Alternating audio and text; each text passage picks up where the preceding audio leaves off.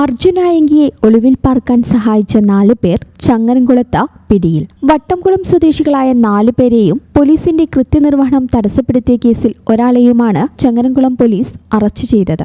വട്ടംകുളം അഴകത്ത് വളപ്പിൽ അലിയുടെ മകൻ ഫൈസൽ, അധികാരത്ത് വളപ്പിൽ മുഹമ്മദ് മകൻ അബൂബക്കർ സിദ്ദീഖ്, മുണ്ടേക്കാട്ടിൽ മൊയ്തുണ്ണി മകൻ നൌഫൽ, പാലക്കവളപ്പിൽ കുഞ്ഞി മുഹമ്മദ് മകൻ അഷ്കർ എന്നിവരെയും ഇവരെ അറസ്റ്റ് ചെയ്യാൻ വന്ന സമയം പോലീസിന്റെ കൃത്യനിർവഹണം തടസ്സപ്പെടുത്തിയ കാര്യത്തിന് ഉദിനിക്കൂട്ടിൽ സിദ്ദീഖ് മകൻ മുഹമ്മദ് റാഫി എന്നയാളെയുമാണ് അറസ്റ്റ് ചെയ്തത്. വെള്ളിയാഴ്ച രാത്രി 12 മണിയോടെ തിരൂർ ഡിവൈഎസ്പി സിദ്ദീഖിന്റെ നേതൃത്വത്തിലുള്ള പോലീസ് സംഘമാണ് വട്ടംകുളത്ത് നിന്ന് ഇവരെ പിടികൂടിയത്. അർജുനായങ്കി ഒളിവിൽ കഴിഞ്ഞ എടപ്പാളിലെ സ്ഥാപനങ്ങളെക്കുറിച്ചും സഹായം ചെയ്ത കൂടുതൽ ആളുകളെക്കുറിച്ചും രാഷ്ട്രീയ സാമൂഹിക പശ്ചാത്തലത്തെക്കുറിച്ചും അന്വേഷണം തുടരുന്നുണ്ട്. പ്രതികളെ അറസ്റ്റ് ചെയ്ത ജാമ്യത്തിൽ വിട്ടു.